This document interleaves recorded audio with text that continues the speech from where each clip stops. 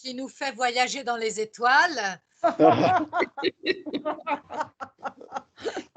Et sinon, tout le monde a parlé de voyage. Alors, qu'est-ce qui est sorti une chose intéressante de toutes ces choses, c'est que pour plusieurs d'entre vous, en réalité, l'excitation du voyage est très importante aussi avant le voyage.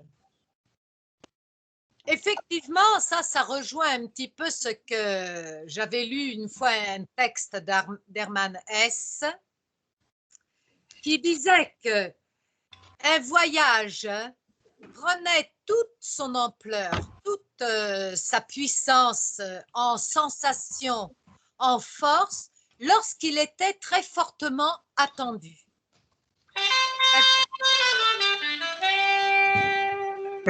Bien che ci sia scherzo.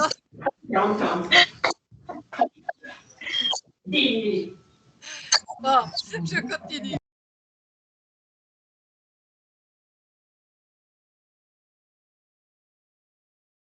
Muriel. Ecco, sai, Ecco. sono ritornata. Non so perché è partito l'audio. Alors, il soutenait qu'un voyage, toute son excitation, tout le plaisir que nous aurions dans l'accomplir, le voyage, c'était dans le moment précédent, la préparation, les idées, l'imagination, ce que l'on s'imagine pouvoir trouver, la préparation des valises, comme vous dites, la préparation, disons, la documentation que l'on fait, disons, que l'on prend pour, avant d'accomplir un voyage. C'est-à-dire que pour lui, le voyage est avant tout cette partie-là. Puis, c'est aussi l'autre partie. Mais il disait, ça n'a pas d'importance d'aller loin ou d'aller à côté. Parce que, en réalité, si une personne organise son voyage pour pouvoir vraiment s'immerger dans la réalité où elle va, cette personne peut très bien aller à très peu de distance. Le voyage n'est pas nécessaire que ce soit un voyage lointain. D'accord? Donc, lui avait cette chose. Et vous l'avez fait ressortir. Il y en a plusieurs qui me disent l'aventure commence par les préparatifs, le choix des lieux, l'étude d'itinéraire, la découverte des caractéristiques, etc. Et ça, effectivement, c'est quelque chose d'important. Puis, j'ai trouvé aussi des phrases, notez, hein, si vous ne vous rappelez pas, des phrases qui m'ont beaucoup plu. Par exemple, une phrase, voyager, c'est la liberté, et liberté d'être soi-même, et en même temps, liberté de ne pas être. Liberté d'être soi-même, et en même temps, liberté de ne pas être. J'ai trouvé cette phrase très belle et très vraie aussi. Parce que c'est vrai que quand on voyage, une des grandes envies que l'on a, c'est un petit peu comme si on allait jouer un autre rôle dans notre vie. C'est comme si on devenait un autre personnage. Donc, c'est la liberté, liberté évidemment, liberté d'être toujours soi-même, parce que ce personnage fait partie toujours de nous, mais il est peut-être un peu plus secret, c'est un peu plus un personnage caché. Et liberté de ne pas être, c'est-à-dire de ne plus être, je suppose, moi je l'ai compris comme ça, de ne plus être ce que l'on a l'habitude d'être aux yeux des autres, mais d'avoir d'autres yeux, d'avoir d'autres personnes, donc être autre chose. Ou bien il y a quelqu'un aussi qui m'a écrit, quand je voyage, quand je me promène dans les rues et que je voyage, je me sens invisible. Et ça rejoint un peu cette idée, se sentir invisible, parce que on fait partie à ce moment précis du lieu, mais on sait qu'on n'en est pas, on n'en fait pas partie réellement. Je ne sais pas si vous me suivez. On est un peu invisible, mais c'est une invisibilité qui n'est pas navrante, qui n'est pas ennuyeuse, qui n'est pas triste. C'est une invisibilité qui nous rend puissants en réalité, qui nous rend forts. D'accord? Moi, je le vois comme ça. Puis, qu'est-ce que j'ai vu d'autre? Alors, il y a quelqu'un qui m'a fait l'opposition entre le voyage, le vrai, celui que j'organise moi-même, celui que je vais faire, et puis le voyage derrière un ordinateur. Ça a été une personne qui a été moins loin qu'Alberto, parce qu'Alberto, il nous met tout de suite dans les étoiles. Mais là, il nous met derrière un ordinateur, le voyage derrière un ordinateur. C'est-à-dire découvrir des lieux, découvrir des choses en regardant des reportages, en regardant. Mais la personne dit, mais les émotions ne sont pas les mêmes. Exactement, les émotions ne sont pas les mêmes. Parce qu'il manque quelque chose d'extrêmement important dans ces voyages, je crois, dans le voyage, disons, virtuel. Eh bien, il nous manque les odeurs, il nous manque les bruits, il nous manque toute une série de choses. Disons, tous nos sens ne sont pas satisfaits. Nous avons seulement un sens qui est la vue. Mais un voyage, généralement, ce sont des odeurs, ce sont des bruits. Il y a quelqu'un qui a été très poétique parce qu'il me parle, par exemple, de clapotis des vagues, de l'odeur d'une pinède. Et c'est vrai, c'est vrai. Ce sont des choses qui sont impayables, des goûts aussi que l'on trouve. Par exemple, j'expliquais à ma fille que la première fois que j'ai fait, disons, un voyage en dehors de la France, je suis allée en Grèce. Et la Grèce, c'était quelque chose que j'avais dans la tête, exactement à la Hermann Hesse. J'ai mis un tas de temps pour pouvoir organiser mon voyage en Grèce. Et je suis partie en Grèce avec deux chevaux qui avait à l'époque plus vieille que moi. Elle avait plus de 20 ans, la deux chevaux. Et j'ai été en Grèce et ben, j'ai découvert ce que je voulais trouver, les émotions devant des monuments. Je me rappelle quand je me suis retrouvée devant à Mycène, devant la porte des Lions, qui était une des choses que j'avais là. Je l'avais là. Ou bien quand je me suis retrouvée sur l'acropole à Athènes. Mais je vous parle d'un voyage il y a bien plus de 40 ans, il y a bientôt 50 ans même.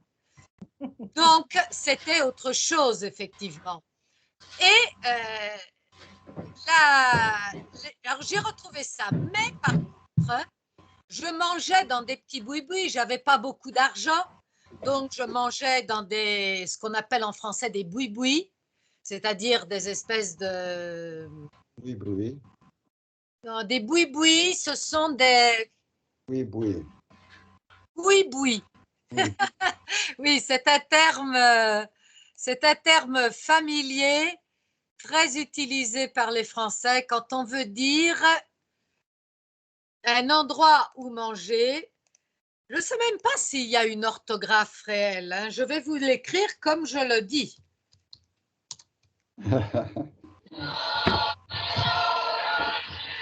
Ah, pas il veut scritto boy. Non, c'est pas boy, c'est boui-boui. C'est boui. Vengo su. Voilà, boui-boui.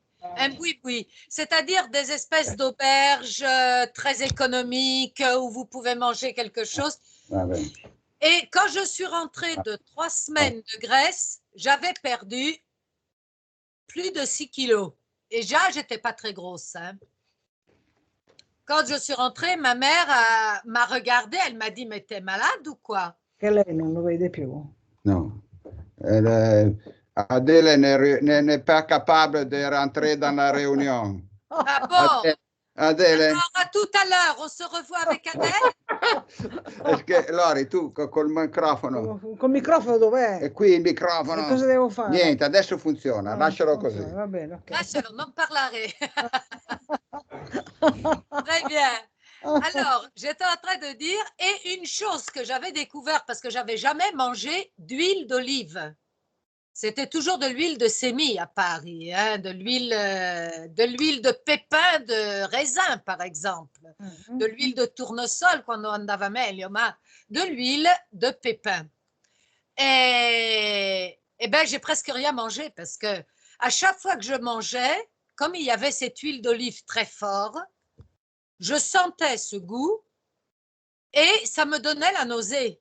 Je ne le supportais pas.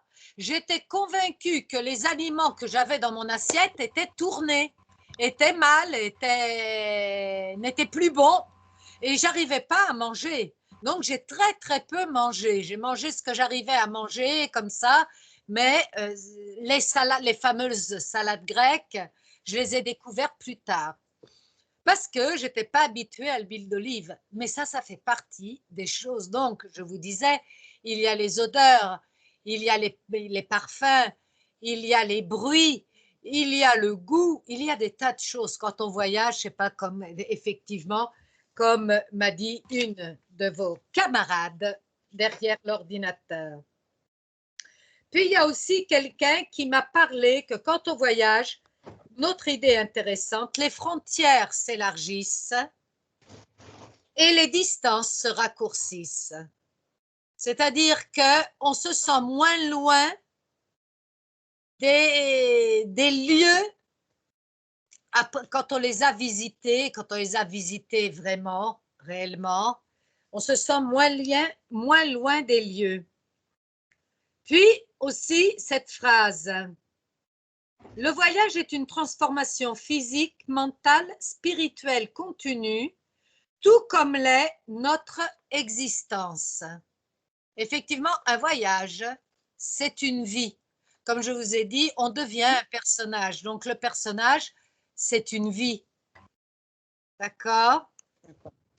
Et puis, qu'est-ce que j'ai remarqué encore? Ah ben, une affirmation de tout temps, l'homme a eu le besoin de voyager. Et celle-là, je l'ai remarquée parce qu'en réalité, elle m'apportait une nouvelle notion. Elle m'apportait une notion de voyage en tant que besoin, en tant que nécessité. Devi fare un corso A accelerato. besoin de voyager, nécessite E lasci quella de voyager, nécessite. Lo cancelliamo. No, ma a cosa serve? Le impostazioni. Adele, l'audio, per favore. Alors, nécessite, disons la nécessité de voyager. Et c'est une nécessité agréable. C'est quelque chose de très fort, effectivement. Alors, elle dit, nous sommes poussés par la curiosité, mais pas seulement. Nous sommes aussi poussés par la nécessité de se mesurer. C'est un petit peu le voyage. Dans ce cas, c'est une opportunité pour prendre les distances, pour se mesurer avec les autres. D'accord? Et ça aussi, c'est vrai. Bon, et puis pour la fin, je vous ai gardé ce que Alberto, et c'est le seul dont je dis le nom, parce que c'est particulier, quand j'ai lu, j'ai dit, mais c'est pas vrai. Mais Alberto était enseignant, c'est ça? Alberto enseignait? Non, il était ingénieur. Il était ingénieur. Ah oui, alors c'est digne d'un ingénieur. Et il parle d'une image que j'ai soulignée, et c'est la première que je vais vous donner, puisqu'il parle de la voûte étoilée, la voûte du ciel, c'est-à-dire cette chose où qui de nous ne s'est jamais assis quelque part pour regarder la nuit, le ciel et les étoiles, voir combien elles brillent. Essayez de s'imaginer de reconstruire quelques formations, quelques constellations. Essayez de voir, de comprendre quelle étoile c'est. On n'y comprend rien, mais c'est pas grave. On le regarde et notre fantaisie part. Je ne parle pas de quand il y a les étoiles filantes, parce que là se mélange aussi, disons, comment ça s'appelle? Quand on croit aux choses qui sont surnaturelles. Oh. Non, quand on croit à des choses, par exemple, passer sous une échelle, c'est la superstition. Voilà. C'est quand la poésie rencontre aussi la superstition. Parce que l'homme, comme il a besoin de voyager, il a aussi besoin de croire. L'homme a toujours besoin de croire. Il cherchera toujours quelque chose dans lequel croire. Ça pourra être une religion, c'est la première chose qui répond à ce besoin. Mais ça peut être aussi des idées, des opinions. Mais l'homme a besoin de croire. Donc, les étoiles, souvent, sont là pour satisfaire ce besoin. C'est symbole de croyance, symbole d'espoir, symbole de tout ce qu'on veut et symbole de voyage. Ben, il ne faut pas oublier la comète qui devait emmener les rois mages à Jésus. Hein, on a toujours cette histoire des étoiles, la voûte céleste est quelque chose d'extraordinaire, de formidable. Alors, il nous parle de la voûte étoilée, de la voûte donc céleste, et puis évidemment, il démonte cette idée que les étoiles puissent nous guider, parce qu'il dit c'est pas vrai, parce que les étoiles ne sont jamais arrêtées dans le ciel, elles bougent en continuation.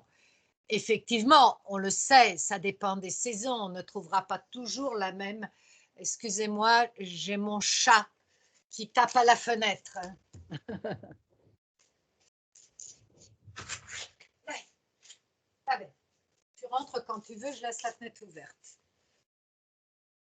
Alors, donc j'ai eu ça, et puis bien sûr, ce côté, mais ce que j'ai trouvé aussi intéressant dans le texte d'Alberto, c'était justement ce côté ces deux côtés qui se rencontrent.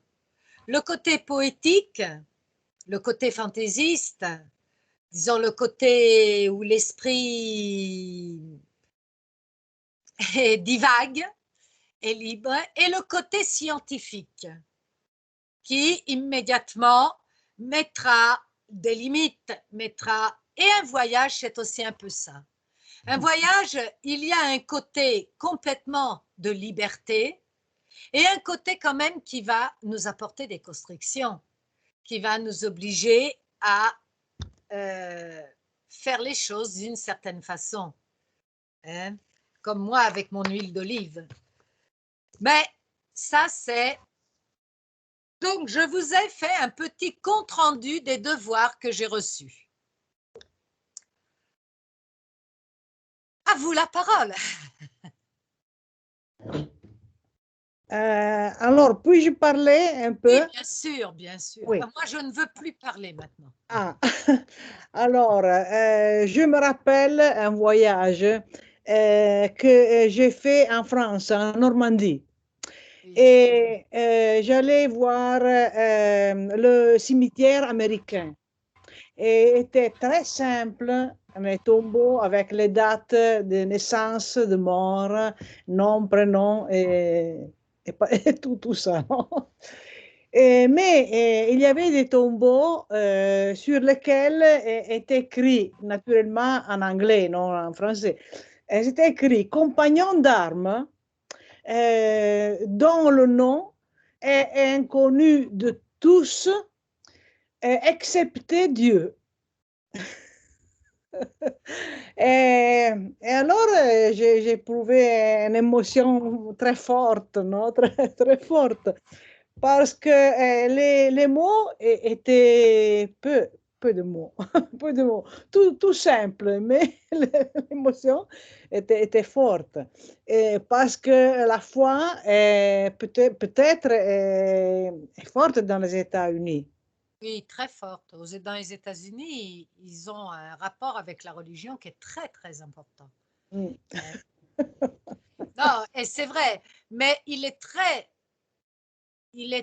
très fort, ce cimetière, parce que si quelqu'un d'autre l'a vu, c'est une énorme plaine verte avec des croix ou quelquefois simplement un bâton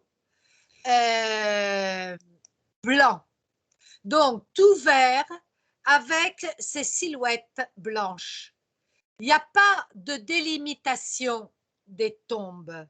Mhm. C'est tout un énorme pré. Et il est énorme, il est réellement énorme. Et il tombe à pic sur la falaise Mhm. où il y a la mer, où ils ont débarqué. Mhm. Et donc, moi, j'ai porté des classes visiter ce cimetière et j'ai vu mes élèves réellement être émus. C'est mon chat. Excusez-moi.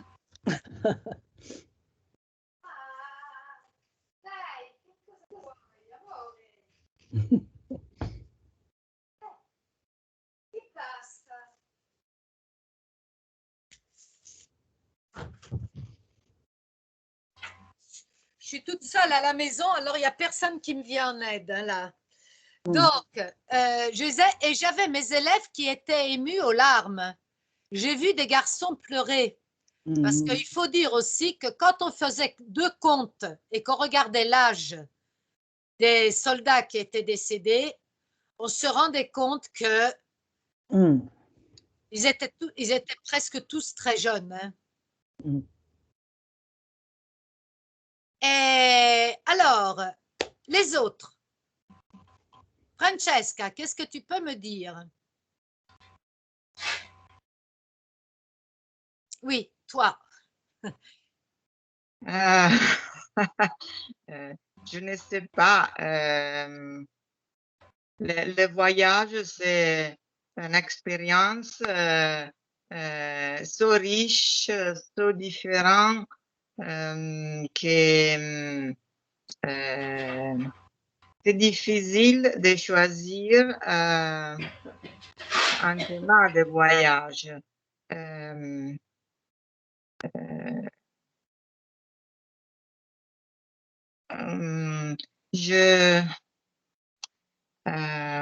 Ma expérience, c'est que le monde devient plus grand.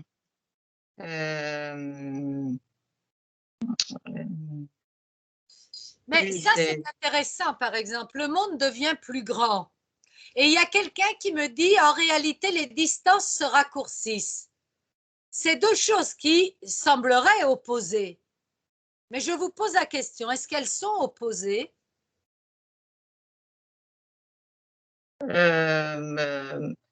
selon moi, elles ne sont pas opposées. Pas du tout. Pas du Pourquoi? tout. Pourquoi des expériences qui, pour moi, sont inconnues, ils sont loin pour moi. Mais si je fais cette expérience, la distance, c'est plus, c'est meno, come si dice? Oui, est plus courte, est plus courte. È plus court, oui. Mais le monde devient plus grand parce que on vit des situations, des choses, on connaît du monde que on ne suspecte pas. On connaît du monde qu'on ne suspecte pas. Oui, oui. Et, c'est comme une création parce que tu peux voir, tu peux vivre des choses que tu avant tu n'as pas pensé que cette chose existe. Mhm. Je voulais répondre à ta question. Quel est le cimetière? Là, maintenant, je crois que c'est Long-la-Ville. C'est le cimetière américain de Long-la-Ville. Mais je vérifierai pour vérifier bien le nom du... Parce qu'en réalité, ce n'est pas vraiment une ville, c'est un village. C'est le cimetière américain, mais il y en a plusieurs. Il y en a des plus petits. Celui-ci, c'est le plus grand. Et je crois que la ville duquel il dépend est Long-la-Ville. Mais je vais le vérifier. Merci. Et c'est en Normandie, sur la côte, le long des plages du débarquement. Quand on fait le parcours le long des plages du débarquement en Normandie, si quelqu'un un jour veut y aller et veut le faire pour jouir d'une mer qui est particulière, ce n'est pas la mer Méditerranée, c'est une mer complètement différente, avec une marée qui se retire à des centaines de mètres et qui remonte, etc. C'est quelque chose d'extraordinaire. Moi, j'aime beaucoup cette mer, c'était la mer de mon enfance. Mais, et puis, la Normandie a la particularité d'être une région avec les collines très vertes, très belles. Et le long de ces plages, il y a ces cimetières. Il y a même des cimetières allemands.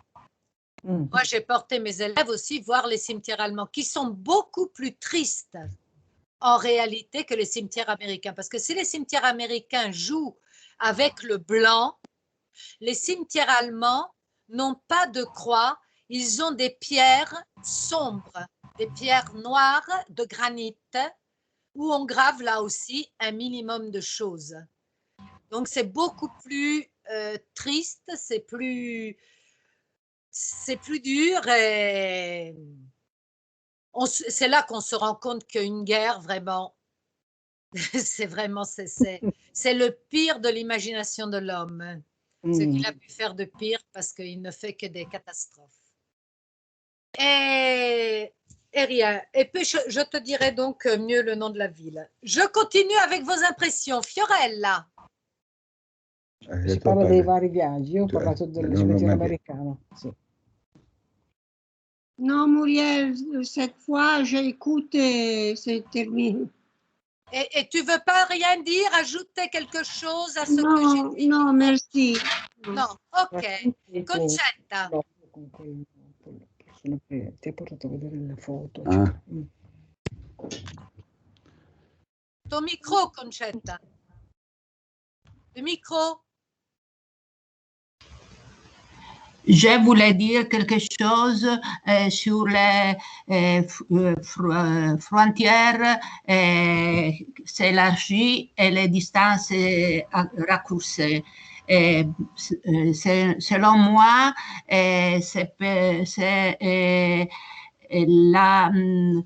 le voyage fait devenir le mot très grande parce que il n'y a pas les différences entre les jeunes. Quand je voyage, je vois les jeunes similaires à moi. La jeune, oui, avec les sentiments. Les gens sont tristes, les gens jouaient. Si les jeunes ont les différents linguistes, les différences physique, mais il y a des convergences dans les sentiments. C'est pour moi je crois que, alors, avoir très important. Tu dis en réalité, les gens, même s'ils semblent très différents par la façon qu'ils ont de s'habiller ou la façon qu'ils ont ou leur aspect physique, en réalité, je me rends compte qu'ils sont comme moi. Alors en réalité, ce que tu me dis, je crois, c'est que tu te rends compte que l'humanité est une seule.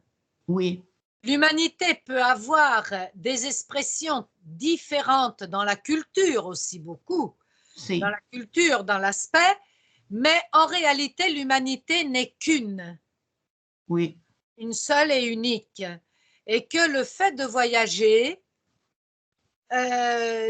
quand on voyage, on ne rend pas les choses identiques, mais quand on voyage, on prend conscience des différences et on voit les différences. On est obligé de voir les différences qu'il y a autour de nous, mais en même temps, on apprend à les accepter, peut-être. mm, Je ne sais pas si c'est ça. On apprend à accepter les différences. Et si je commence à apprendre à accepter les différences, je deviens plus riche. oui, Ça, c'est une théorie à la Edgar Morin. Je deviens plus riche, ah, j'ai plus de choses, donc mon monde s'est agrandi, oui, oui, d'accord, tout en se rapprochant. oui, OK? oui, oui. OK, oui, pourquoi pas. Maintenant, je vais écouter Rosanna. Rosanna, Eccomi, ecco. eccomi. Pour moi, les voyages sont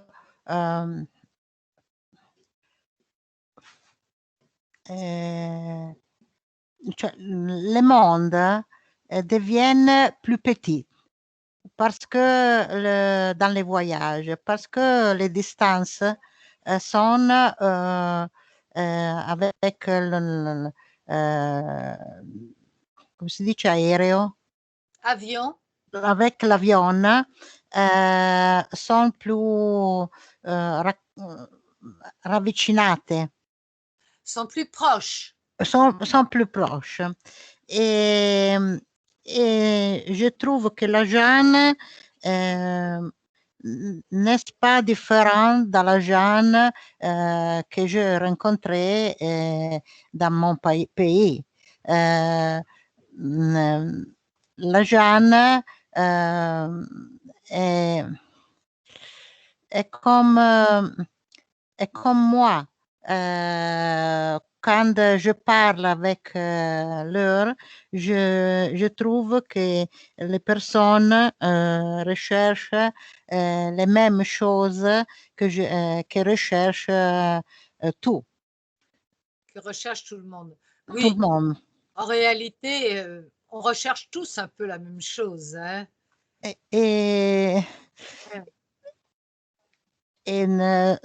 seulement, je trouve la culture, les monuments, et les autres choses diverse. Mais la jeune est identique à moi. E alla Jeanne che vit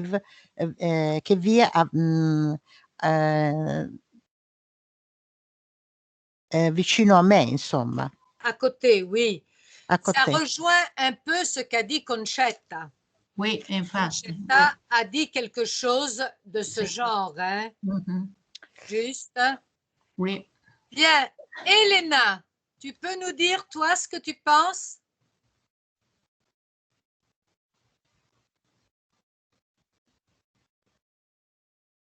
Elena?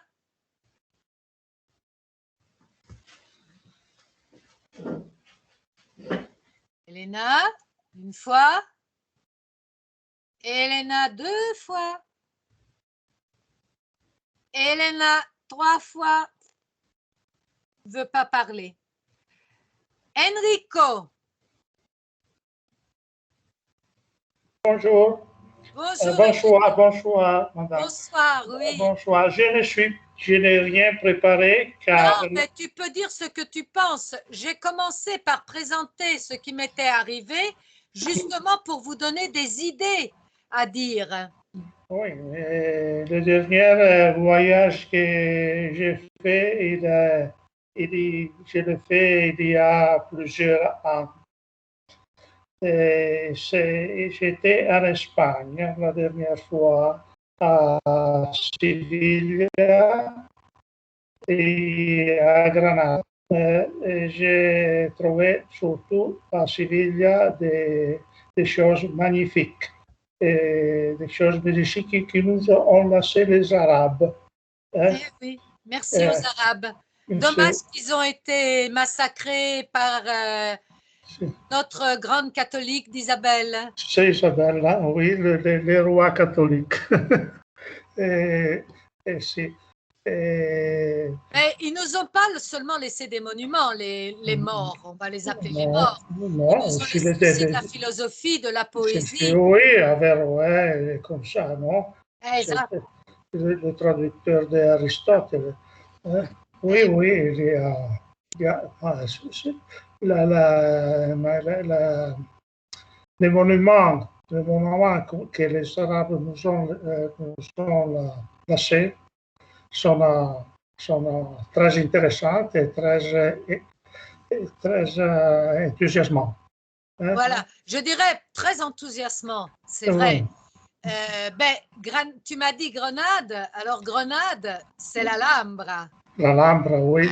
L'Alhambra est quelque chose d'absolument extraordinaire. Oui, mais à Séville, d'autre façon, il y a la tombe de Cristoforo Colombo. Oui. Et ici, il a une, je ne sais pas comment dire, altare, tout d'or. Un hôtel, on dit un hôtel. Un hôtel tout d'or.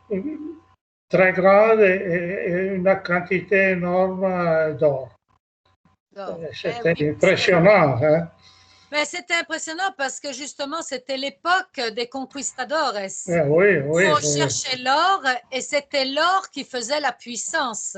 Oui. C'est quand l'or est devenu l'image de la puissance, vraiment le symbole de la puissance. Oui. Et donc, effectivement, même s'ils ne l'ont pas toujours traité très très bien, je dois dire les Espagnols, Cristoforo Colombo, c'est vrai. ils lui ont fait cet hommage post-mortem. C'est déjà ça. Alors, mais moi, par exemple, j'ai fait moi aussi cette partie de voyage. Et ce qui m'a donné le plus d'émotion, à part l'Alhambra, je me suis même assise de l'autre côté, sur l'autre colline, pour me la dessiner de loin, parce que je l'ai trouvée vraiment extraordinaire. Mais c'était Cordoue qui m'a vraiment beaucoup saisi. Cordoue, j'ai vraiment beaucoup aimé. Cordoba, ok. Cordova, sì. Il y a les mosquées à Cordova. Oui, il y a une mosquée formidable à Cordoba. Oui, infatti. C'est une forêt de colonnes. Oui. C'est impressionnant.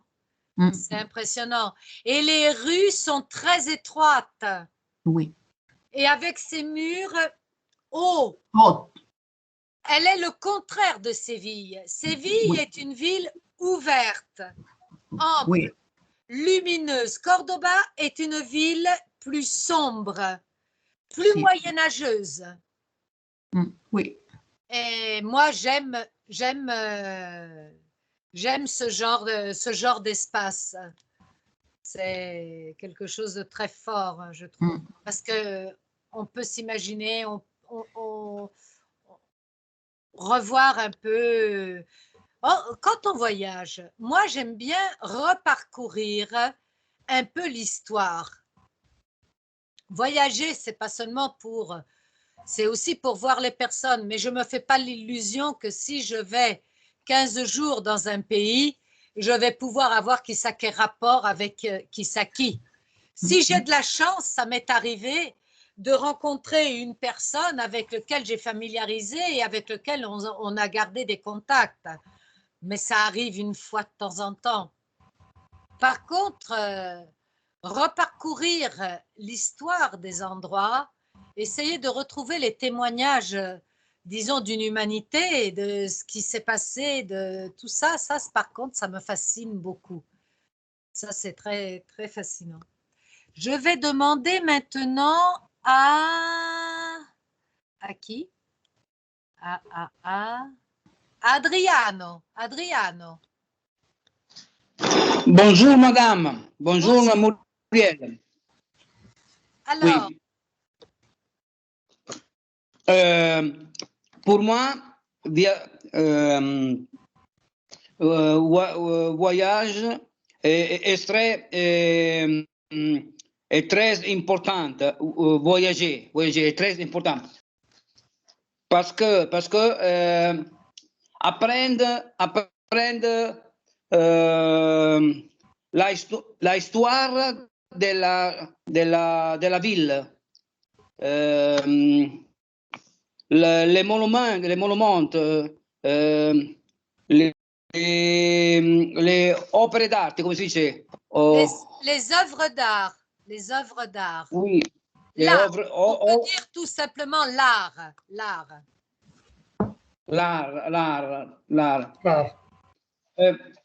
Però volevo dire, non so come dire in francese, che per esempio la Torre Eiffel è molto più bella dal vivo che in fotografia.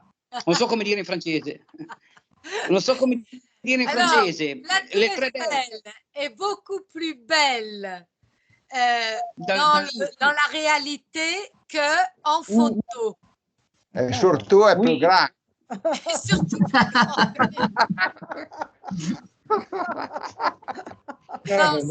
c'est vrai que la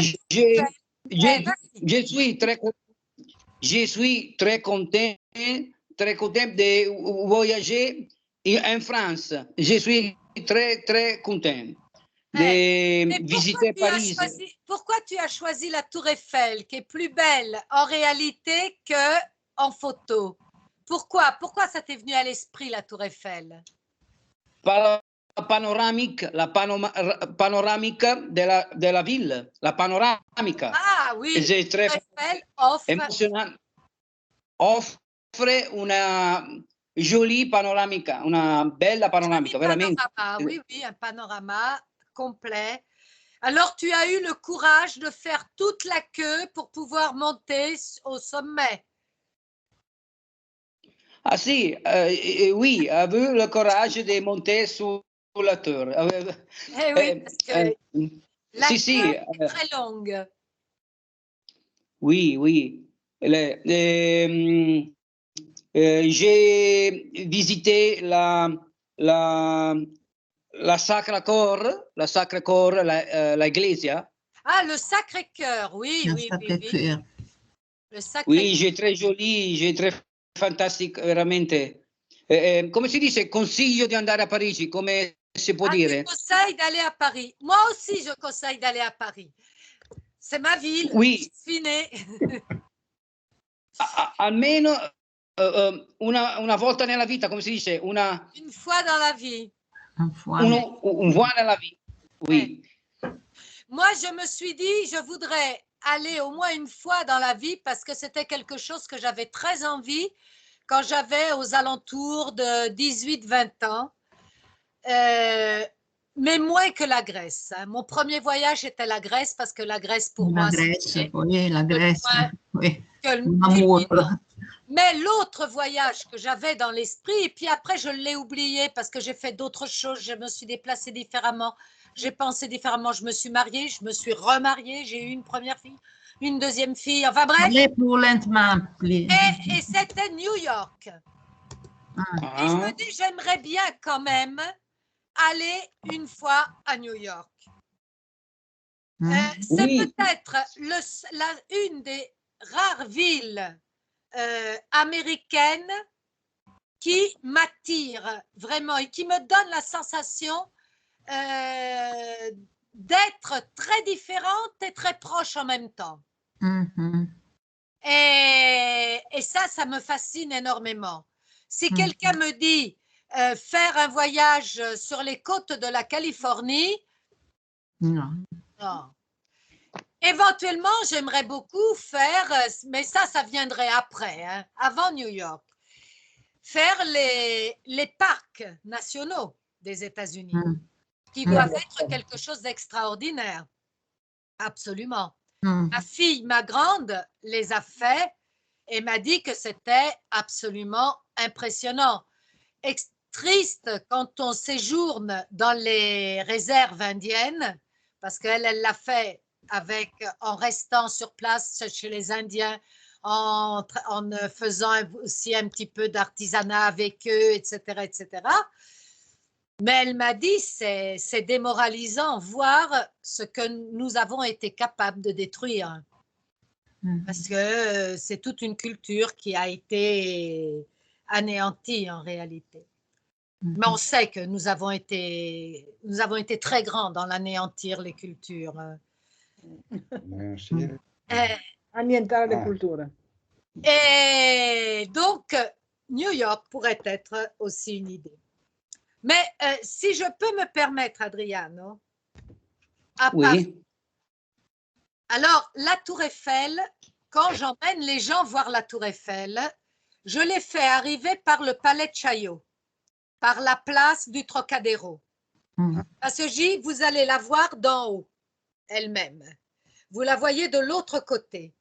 Parce qu'après, le deuxième moment où la Tour Eiffel peut couper le souffle, c'est quand on descend et qu'on arrive en dessous, parce qu'elle est vraiment gigantesque en réalité. C'est quelque chose qu'on ne s'imagine pas. Quand on la voit en photo, on n'arrive pas à s'imaginer comment elle est grande et comment elle est imposante. Bon, e poi dico, se avete voglia potete fare la coda. Et Oui, l'ho fatto. Et puis, je dois dire, s'il y a d'autres endroits, alors moi, je dirige les gens vers le canal Saint-Martin, faire un tour sur les canaux de Paris, aller faire un tour au cimetière du Père-Lachaise. C'est comme un énorme jardin en réalité. Allez, et surtout éviter de prendre le métro, mais marcher, traverser Paris de long en large et en travers, en marchant et en regardant autour de soi. Bien sûr, le Louvre ne peut pas se manquer. Les musées de Rodin. Hein? Les musées de Rodin. Le musée Rodin, si on aime Rodin, mais sinon, parce qu'il y a aussi les salles des Nymphéas aux Tuileries. Il y a beaucoup de choses qui peuvent se voir. Oui. Mais le Louvre, c'est à part. Le Louvre, à part que mes élèves, quand ils ont vu comment était grand le Louvre, ils m'ont dit, mais prof, mais comment ils faisaient pour s'y retrouver? Et je leur ai dit, non, ça ne devait pas être évident parce que moi, je m'y suis perdue. Oui. J'avais environ 11 ans et c'était le vieux Louvre. C'était le Louvre de Belphégor. C'était celui... Oui, je me rappelle de Belphégor. Eh oui. Et je me suis perdue. Après, j'étais toute seule, j'avais été visiter des salles et tout, et je me suis perdue et je me suis retrouvée dans un souterrain, dans une alcôve, et j'avais en face de moi le Sphinx. J'ai jamais couru si vite de ma vie, je crois.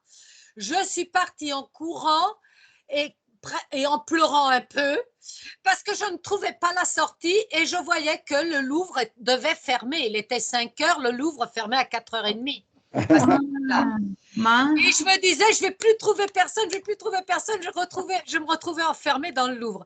Jusqu'au moment où, en courant, il y avait heureusement un gardien qui faisait sa tournée et j'étais contre lui. Et j'étais là avec les larmes qui commençaient à couler. Et il m'a dit, t'inquiète, je te fais sortir de là. Bon, et je suis sortie parce qu'on se perdait dans le Louvre, bien sûr. Je crois que beaucoup se sont perdus dans le Louvre. Hein. Maintenant, le Louvre est plus facile à visiter parce qu'ils l'ont partagé en plusieurs zones. Oui. Donc, c'est plus comme ça. Mais combien de fois je rencontre des gens dans le Louvre qui me disent la Vénus de Milo, c'est où? Ils sont en train de tourner en rond et ils ne la trouvent pas. Ou bien, évidemment, quand je rencontre des Italiens, la Joconde, madame, c'est où? Parce que le Louvre, c'est ça. Alors, le Louvre, il faut le voir. Le Louvre, il faut le voir. Le Sacré-Cœur,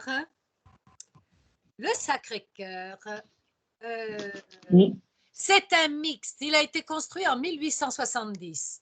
Et c'était l'époque où on faisait des constructions où on mélangeait tous les styles. Du classique au baroque, au kitsch, tout ce que vous voulez. Tout. Il y avait tout. D'ailleurs, ça s'appelait le kitsch. Et le Sacré-Cœur, c'est ça. C'est tout un mixte. Ce qui est beau du Sacré-Cœur, c'est de l'extérieur. Parce que c'est cette chose blanche sur la colline de Montmartre, que si on le regarde d'en bas des escaliers, c'est un point de vue incroyable. Et puis, le Sacré-Cœur, ce qui est bien, c'est toutes les petites rues, pas les grands escaliers devant, mais toutes les petites rues qu'il y a derrière, qui sont moitié rue, moitié escalier. Vous avez vu le film La Boum? Non. No.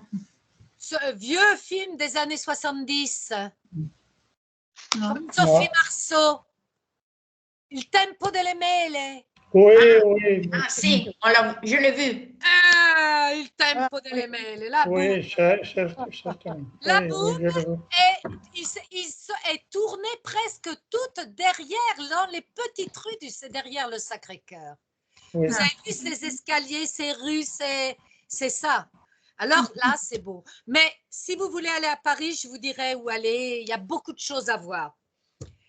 Je continue avec... non, je vous ai perdu. Où vous êtes? Je vous ai perdu.